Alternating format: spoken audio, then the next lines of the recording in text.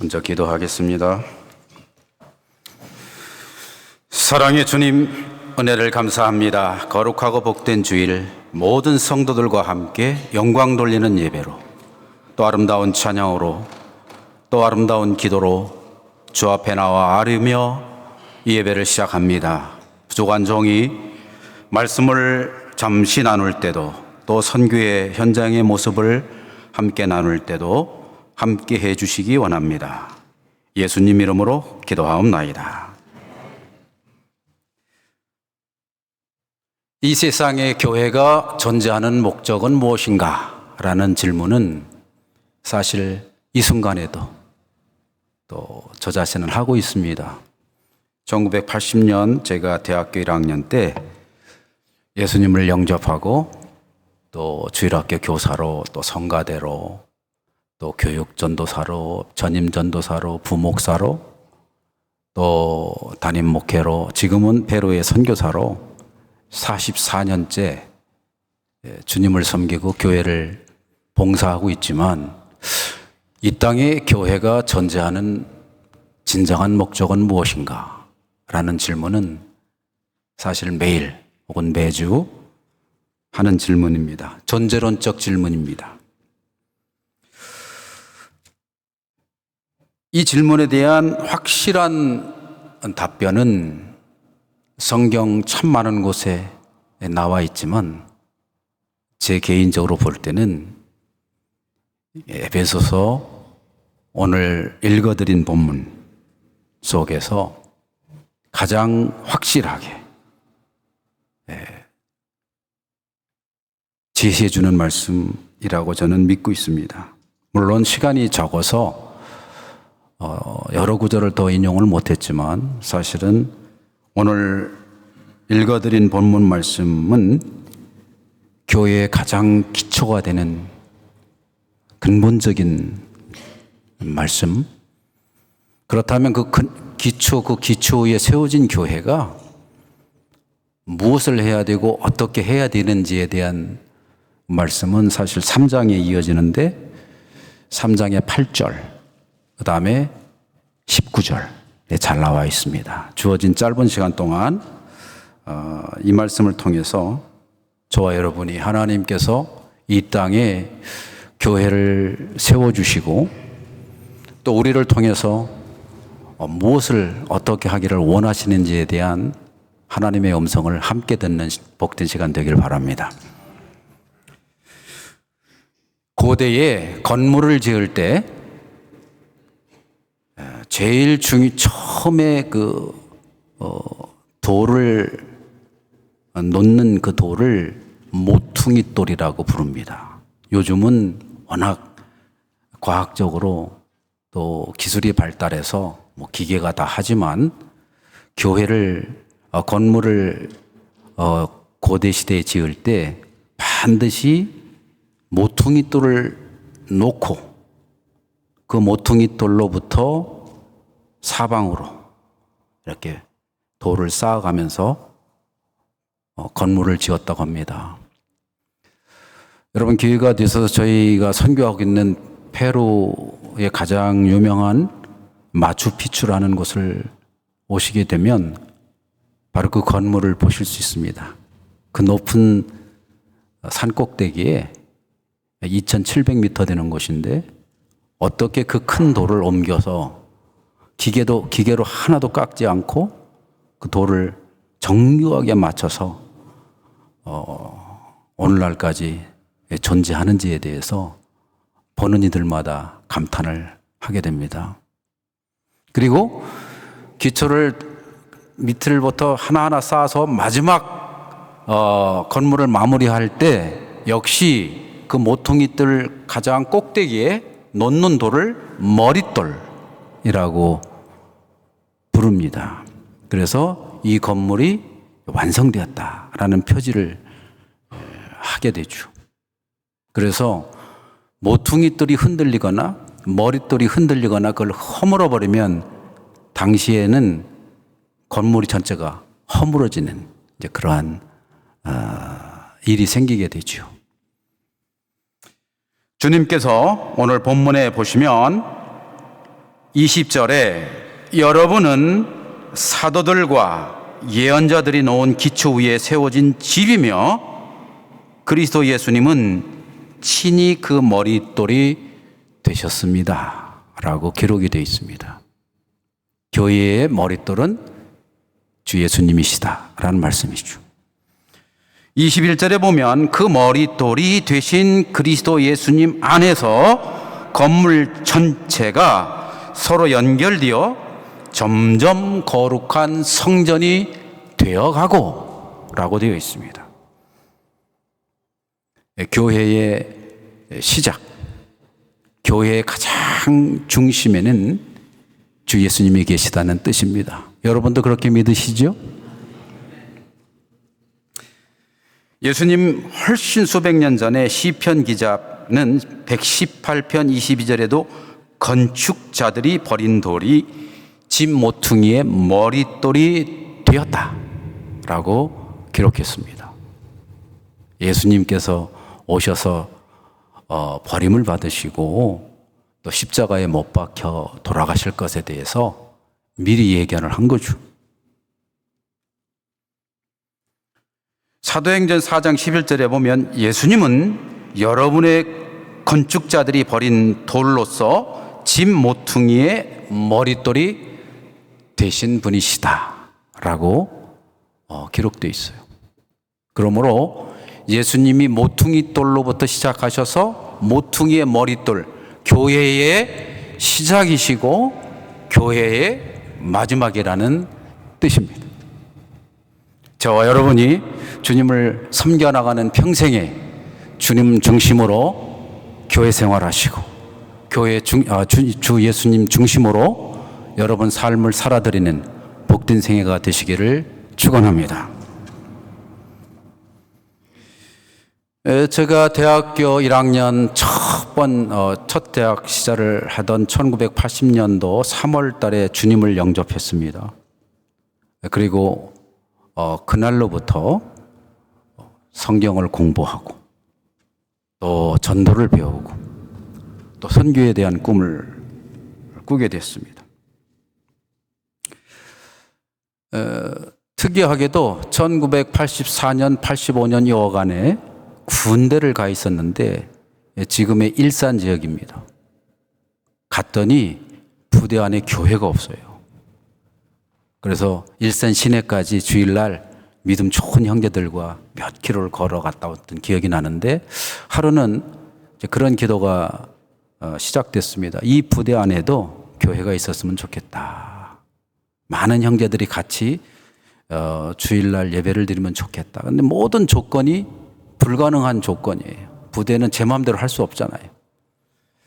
그래도 하나님께서 기도를 시키니까 기도를 했는데 제 생애 처음으로 군인 신분으로 교회를 개척했습니다. 1985년 3, 4월 정도 될 것 같은데 그때 광명교회라고 제가 근무하던 부대에 교회가 세워졌습니다.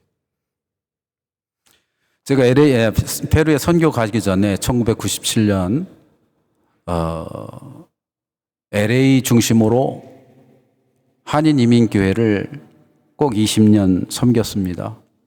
그 20년여간에 교회를 2번 개척한 경험이 있고요. 또 한 번은 교회를 이렇게 연합했던 때도 있습니다. 그래서 제가 이번에 와보니까 여러분들이 이게 두 교회가 연합하시는 모습을 보고 참 아름답다. 또 옛날 생각도 많이 났습니다. 이 교회 건물과 저희가 드렸던 예배의 대학교 이후 군대 시절 또 서울에서 부교역자로 10년 또 LA 중심으로 한인 목회 20년을 하면서 얼마나 많은 교회를 옮겼겠어요. 참 많이 옮겼습니다. 참 다양한 예배 경험을 했습니다. 군대에서 우리 유격훈련이라고 겨울에 이렇게 유격훈련을 간 적이 있는데 주일이 꼈어요. 주일 예배를 드려야 되잖아요. 그래서 대장님한테 가서 허락을 받고 막 눈보라가 치는 그 텐트 안에서 우리 5명, 6명 형제들이 주일 예배를 드린 경험이 있어요. 그 다음에 교회를 개척하고 성도들이 많지 않을 때 저희 가족 4명, 저와 아내 또 아들, 딸 이렇게 예배를 드린 적도 있습니다. 대학교 건물 강의실을 빌려서 예배를 드린 적도 있고 또 미국 교회를 빌려서 예배를 드린 수년간은 오후에 예배를 드린 적도 있고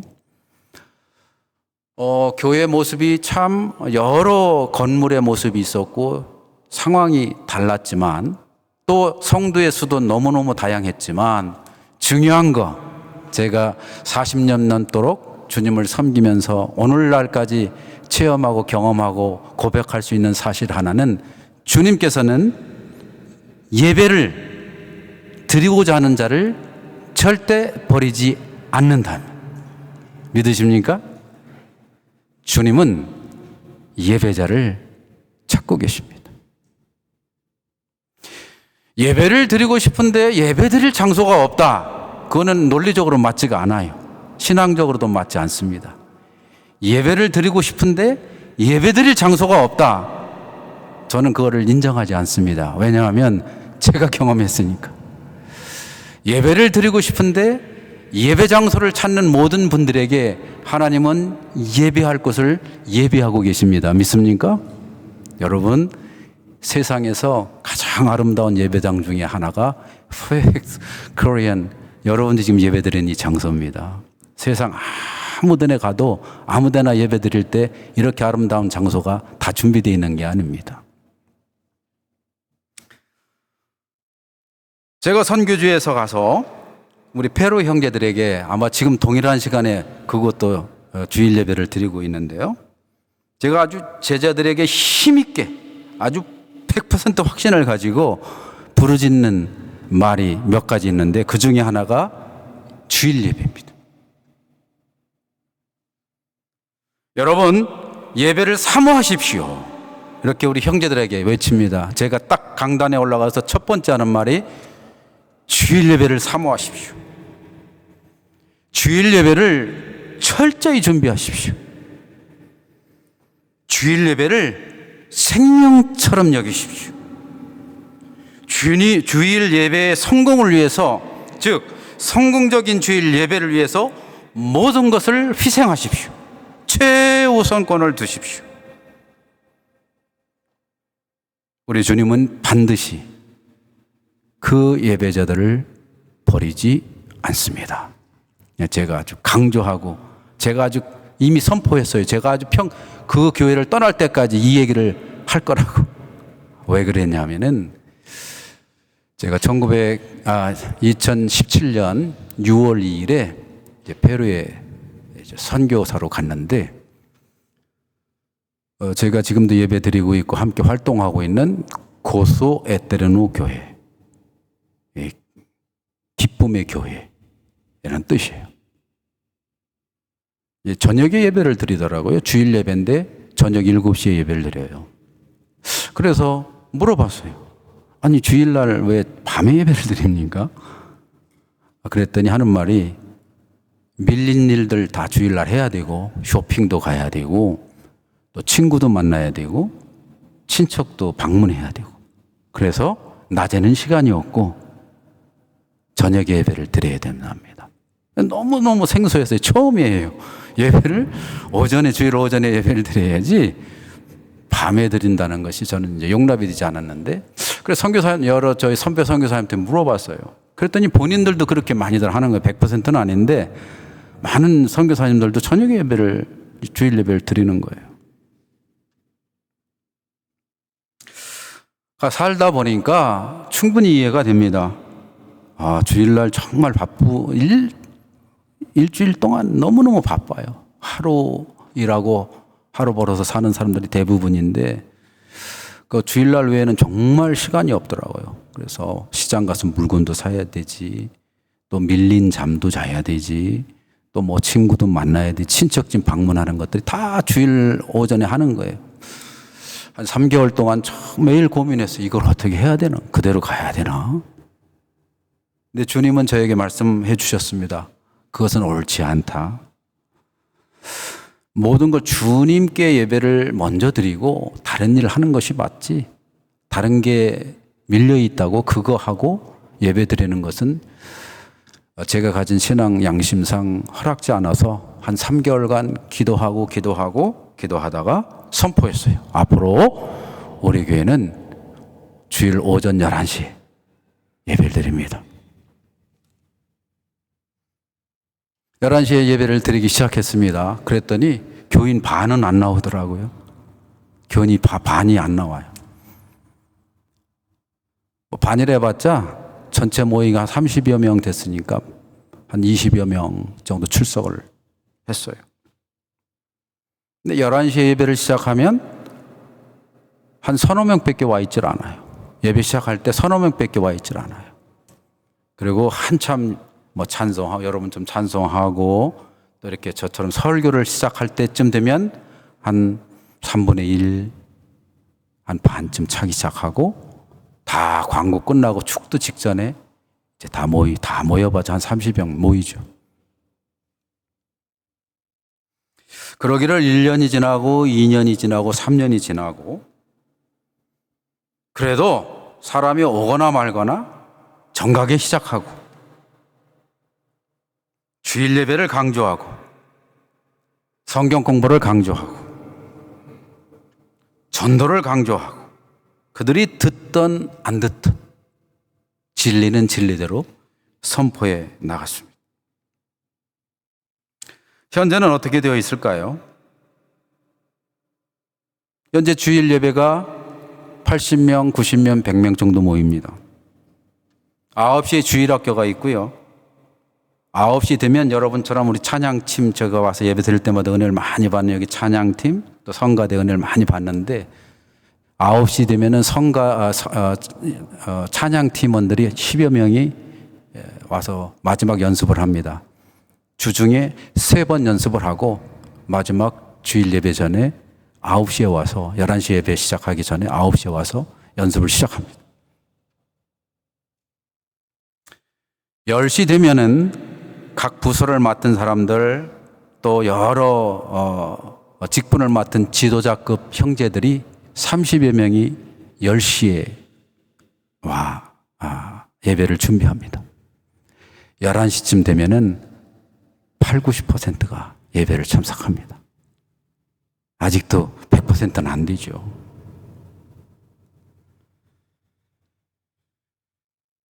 (11시에) 예배를 시작해서 보통 2시간 예배를 드려요. 1시 빨리 끝나면 1시에 끝나고 조금 더 늦어질 때는 1시 반, 2시간 반 정도 드리는데, 그리고 간단한 점심을 하고 한 3시 이제 회의도 하고 그래서 3시쯤 지도자들이 자기 집으로 돌아가면 그때 하는 일이 뭐냐? 그것이 주일날 끝이 아닙니다.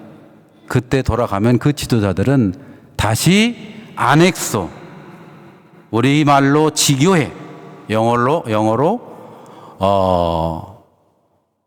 브랜처치를 시작합니다. 일찍 하는 곳은 4시, 5시, 6시, 아주 늦은 곳은 7시에 하는데 현재 저희가 가서 사역 후로 6개 개척교회가 개척되었습니다. 작년부터는 토요일 날에 각 지교회에서 어린이 성경학교를 합니다.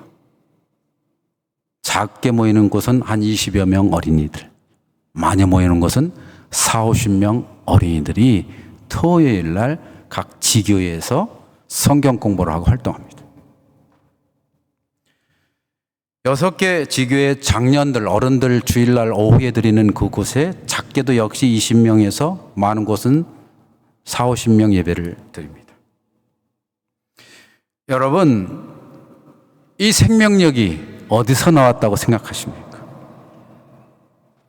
근본적으로 복음의 능력이고 근본적으로 주일 예배를 참석해서 받은 은혜를 사람이 변화되고 의식이 변화되고 가슴이 뜨거워지고 복음의 역사를 체험하는 사람들이 가서 그 일을 해내고 있다는 사실을 믿으시기 바랍니다.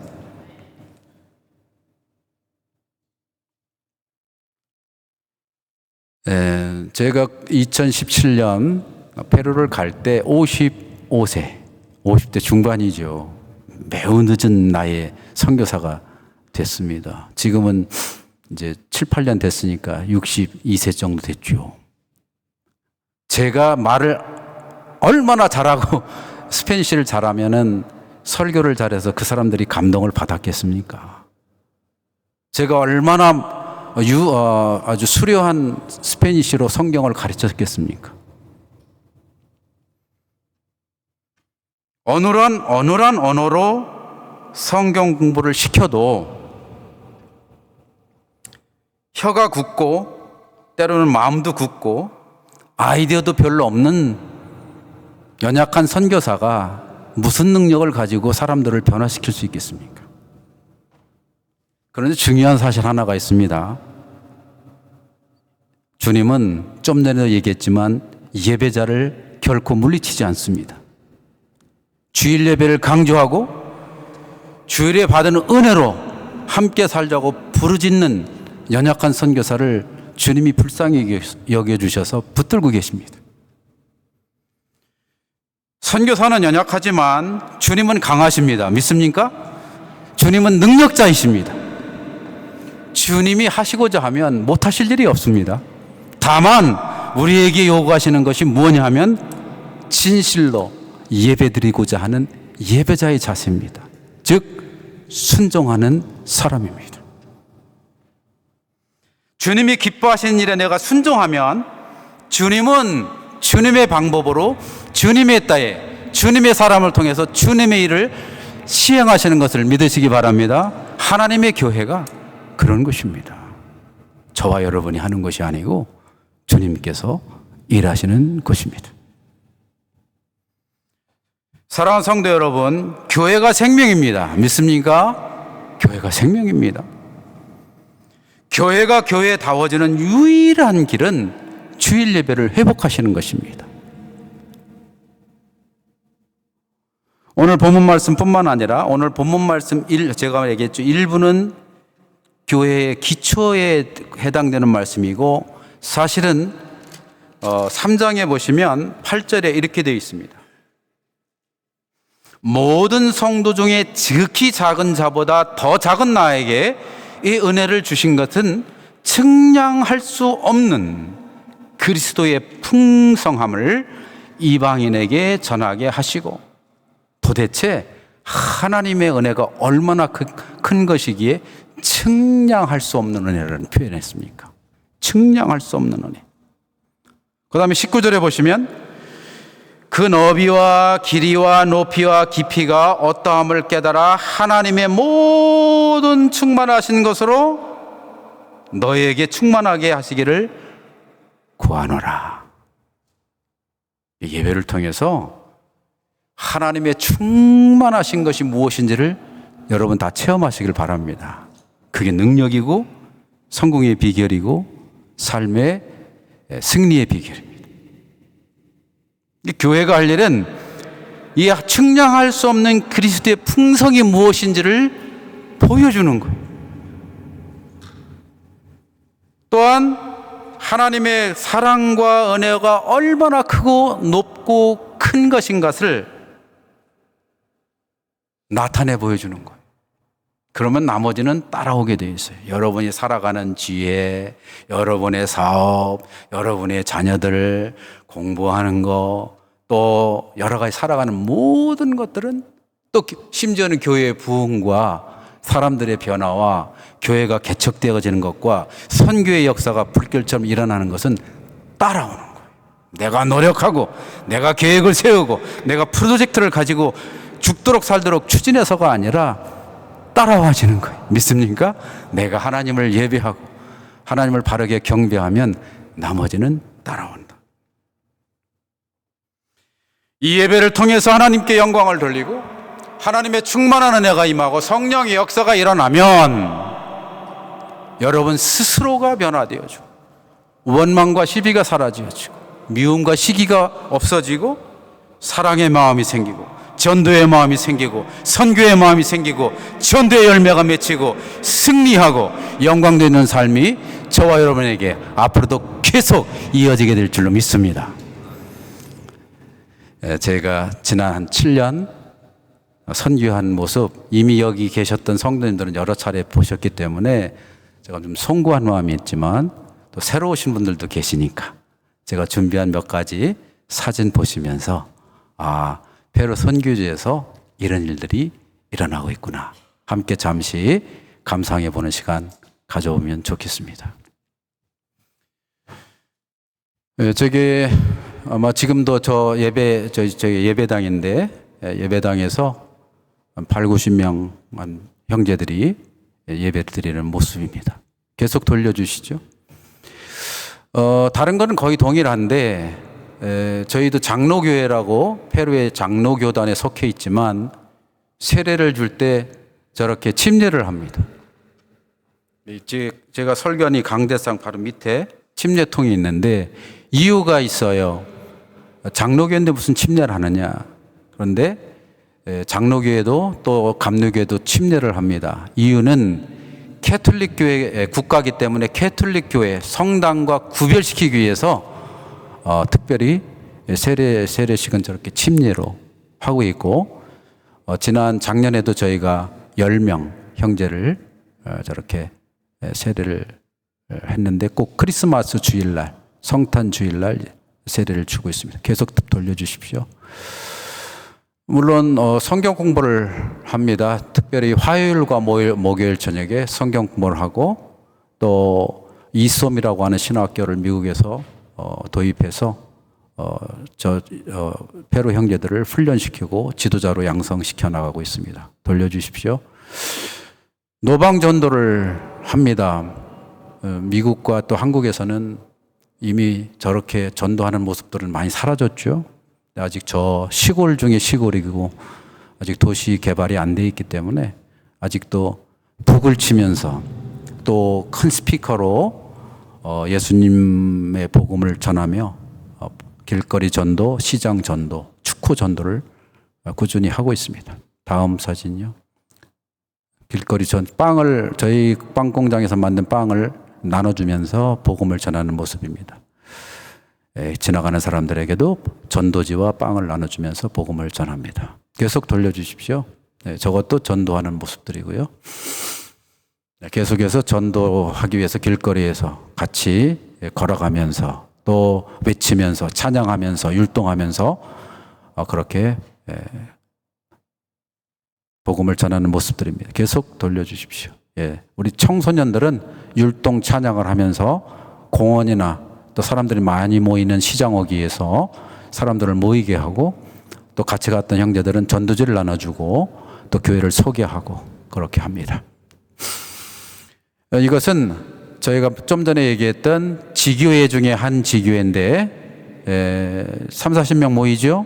주일날 저렇게 모여서 예배를 따로 드립니다. 자기 집입니다.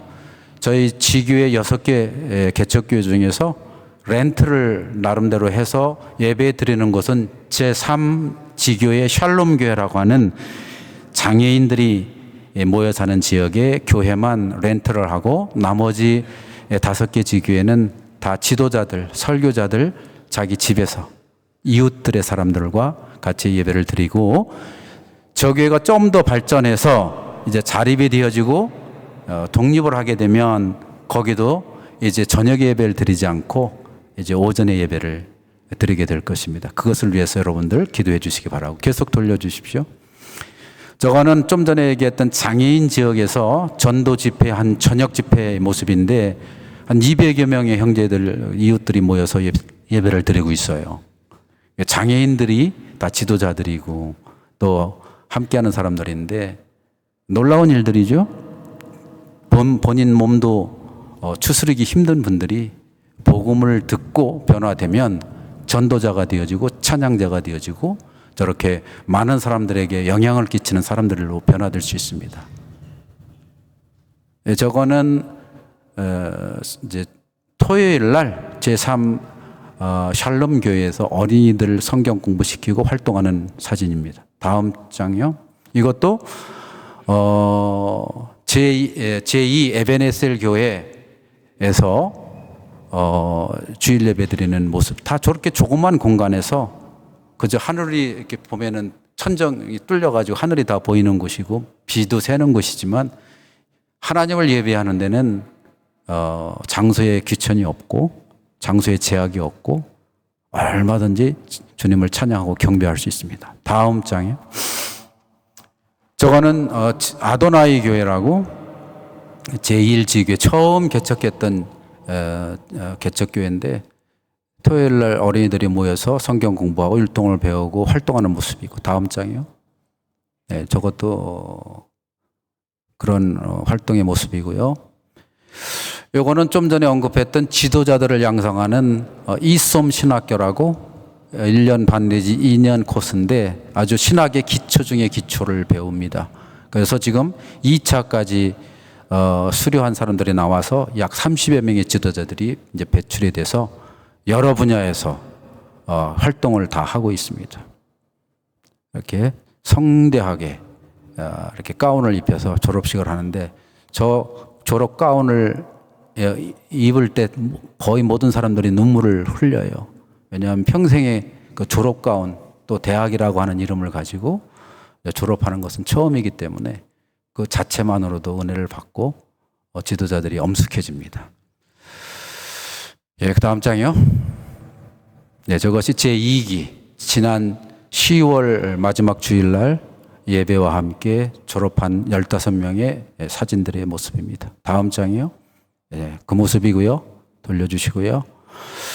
그 다음에 이제 저희들이 2019년부터 유치원 학교를 시작을 했고, 지금은 초등학교, 중고등학교, 올해부터는 3살 미만의 아기방까지 이제 해나갈 건데, 저것이 작년 우리 12월 달 학교 학생들이 크리스마스 파티, 성탄절 때 크리스마스 파티를 하면서 이제 방학에 들어가기 직전의 모습인데, 비디오로 보면 더 실감이 있는데 비디오가 돌아가지 않아서, 저거는 유치원들 5살 어린이들이 1년간 공부하고 이제 초등학교 들어가기 위해서 유치원 졸업식인데, 저렇게 아주 예쁜 옷을 입고 아주 성대한 졸업식을 가지며 또 진급을 하는 모습입니다. 다음 장이요.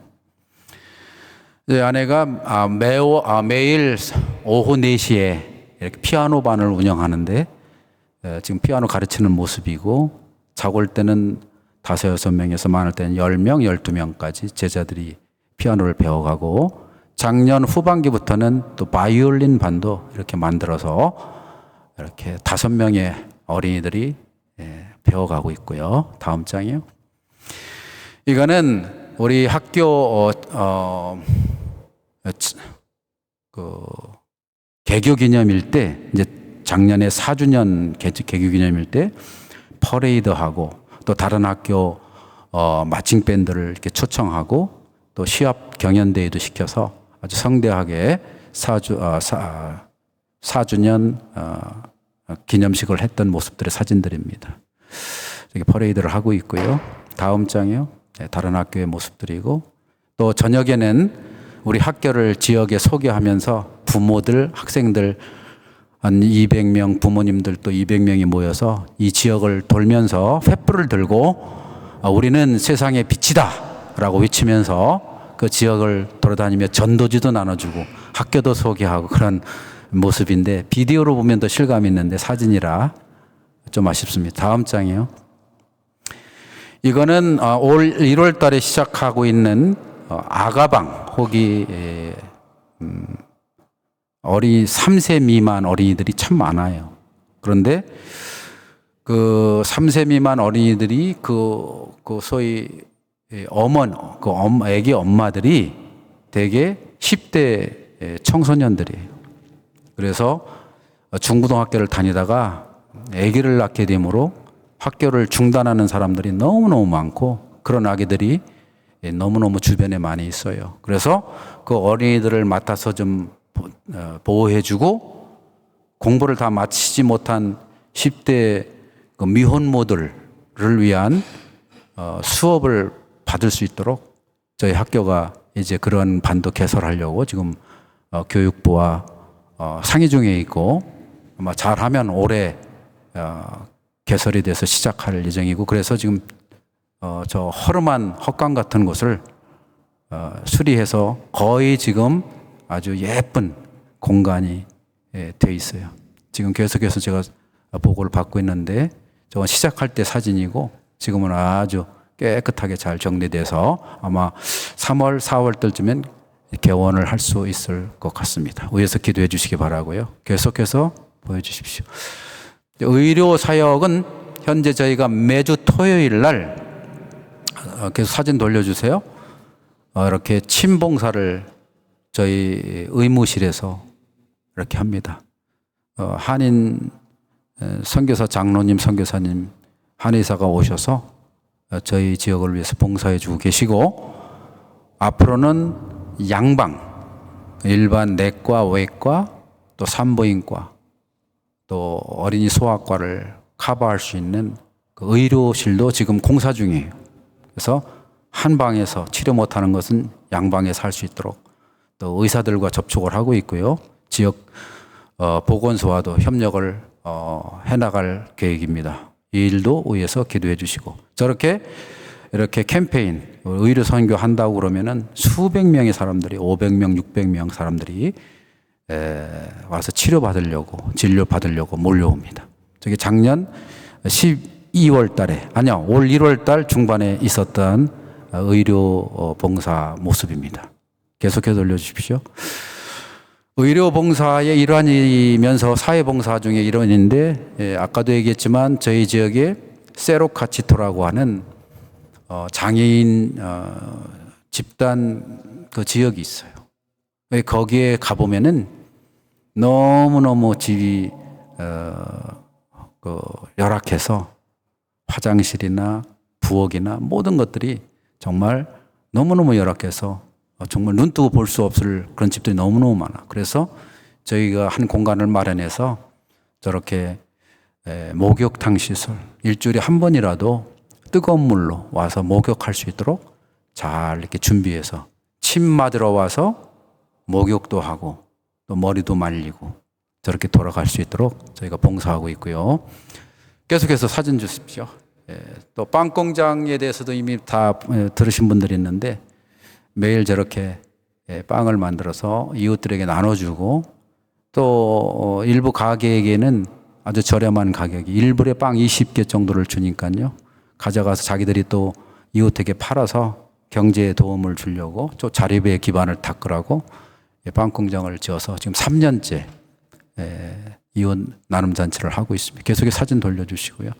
저렇게 큰 화력으로 가마를 데펴서 이제 빵을 이제 넣게 되는데, 돌려주시고요. 빵을 한 번에 저렇게 만들어서 500개 내지 600개가 일시에 들어갔다가 만들어질 수 있는 그 오븐이죠. 대형 오븐을 저희가 갖추고 있습니다. 저거는, 그리고 그 오븐 벽에 그 빵 사역을 위해서 도와주고 있는 개인 혹은 교회 그 이름을 붙여놓고 우리가 일할 때마다, 지나갈 때마다 그 교회를 위해서, 그 개인을 위해서 기도하고 있고요. 물론 우리 페어팩스 우리 한인교회도 저렇게 택이 붙어 있고, 빵 그 오븐뿐만 아니라 운동장에도 우리 페어팩스 교회에 후원해 주셨고, 또 그 좌석을 앉을 수 있는 그 관중석에도 우리 페어팩스 교회에서 때로는 우리 어떤 집사님들이 보내주신 그 헌금으로 그 공사비로 썼을 때 바로 그 부분에 저렇게 태그를 붙여서 기억하고 지나칠 때마다 기도하고 감사를 드리고 있습니다. 계속해서 사진 돌려주시죠. 단기 사역으로는 뭐 다양한데 노방전도 하실 수 있고요. 계속 사진 돌려주세요. 저렇게 노방전도 같이 저희 팀들과 같이 하실 수 있고, 또 어린이 성경학교 같이 도우실 수 있고, 이게 지난 1월 중순에 서울에서 한 팀이 와서 함께 우리 250명 어린이들 이렇게 같이 어린이 성경학교 도와주셨고, 또 여러분들이 오셔서 한국 음식을 만들어서 전도하면 그렇게 효과가 있어요. 여러분 떡볶이라든지 또 김밥이라든지 잡채 그런 걸 하면은 사람들이 수백 명이 와서 맛도 보고 즐거워하고 전도지 나눠주고 복음을 전할 수 있는 기회가 됩니다. 어떠한 모습을 가지고 오셔도 여러분들이 다 선교에 참여하실 수 있고 여러분들의 그 헌신들이 또 선교지의 교회를 세우고 개척교회를 세우고 하나님 나라를 확장하는 데 쓰임받을 사실을 알고 여러분 기도하시고 기회가 되면 방문하시고 또 하나님 나라를 함께 건설해 나가는 FFX 한인교회 되시기를 바랍니다. 기도하겠습니다. 하나님 아버지, 은혜를 감사합니다. 힘이 부족한 사람 하나님이 불러 세워 주시고 페루에 보내주시고 또 한 교회의 목사로 선교사로 지역의 변화를 위해서 쓰임받고 있음을 감사하고 우리 성도들과 함께 나눌 기회를 주셔서 감사합니다. FFX 한인교회가 더욱 예배가 회복되어지고 복음의 전사로 쓰임받을 수 있는 하나님의 교회가 될 수 있도록 축복해 주옵소서. 예수님 이름으로 기도하옵나이다. 아멘.